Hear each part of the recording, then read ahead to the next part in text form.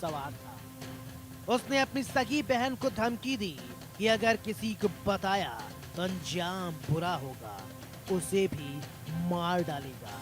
डरी समी मासूम 4 दिनों तक उसी घर में कैद रही जहां उसके पिता की लाश के टुकड़े किए जा रहे थे।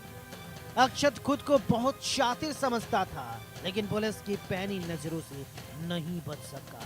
कहते हैं अपराधी कितना भी शातिर क्यों न हो, वो कानून के हाथों नहीं बच सकता। शक की सुई इन वजहों से घूमी। करीबी दोस्त के सामने टूटा अक्षत। जब पुलिस और पड़ोसियों का दबाव बढ़ा तो अक्षत ने अपने पिता के करीबी दोस्त सोनू को फोन किया। कहा, अंकल, पापा ने सुसाइड कर लिया। जब सोनू घर पहुंचे और कड़ाई से पूछा तो अक्षत फूट फूट कर रोने लगा, या यूं कहें घड़ियालू आंसू बहाने लगा और सारा सच उगल दिया। पुलिस ने जब तलाशी ली तो नीले ड्रम में मानवेंद्र का धड़ बरामद हुआ। जिसने देखा उसकी आंखें फटी की फटी रह गई। इस वारदात के बाद कई सवाल खड़े होते हैं। क्या पिता का ये ख्वाब देखना कि मेरा बेटा डॉक्टर बने गलत था? दुनिया का हर बाप यही चाहता है उसका बेटा काबिल बने। शायद मानवेंद्र सिंह ने भी अपने बेटे के लिए यही ख्वाब देखा था, लेकिन नियति को कुछ और मंजूर था। बेटा डॉक्टर तो नहीं बन पाया, बाप का कातिल बन बैठा। राजधानी लखनऊ के आशियाना थाना क्षेत्र में एक बेटे ने खुद के बाप की हत्या कर दी।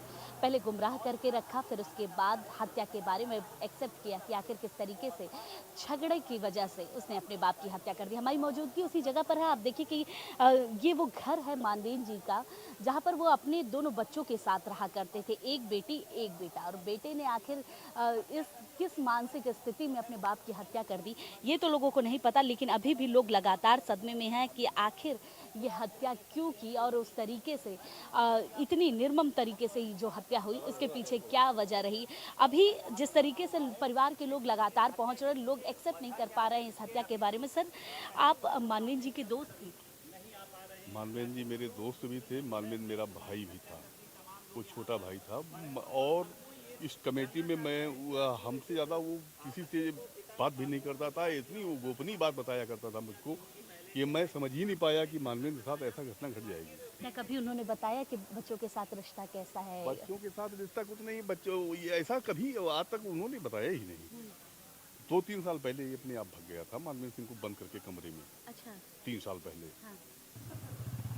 देखिए, जिस तरीके की स्थिति अभी इस मोहल्ले में नज़र आ रही है और जिस तरीके से एक बेटे ने बाप की हत्या की है, हर कोई सदमे में तो ज़रूर है। लेकिन बेटे ने पूरी तरीके से 3 दिन तक तलाश करता रहा, तलाश करने के साथ-साथ लोगों को गुमराह करता रहा और गुमराह करने के साथ-साथ अपने पिता की हत्या भी कर चुका था। अभी भी परिवार की स्थिति बिल्कुल सही नहीं है, पूरी तरीके से घर के लोग सदमे में हैं और पूरी तरीके से ये मान रहे हैं कि जो बेटा है वो अपने पिता की हत्या कर चुका है और करने के साथ साथ अब जो परिवार का माहौल है वो गमगीन हो चुका है। मोहल्ले में भी लोग सदमे में नजर आ रहे हैं, क्योंकि मानवेंद्र सिंह के व्यवहार के बारे में जब ये चर्चा कर रहे हैं तो ये साफ तरीके से बता रहे हैं कि मानवेंद्र सिंह का व्यवहार बहुत ही सरल था और बहुत ही सहज था। वो लोगों के साथ मिलकर रहा करते थे और बेटा भी उसी तरीके से चीज़ें करता था। लेकिन बेटे ने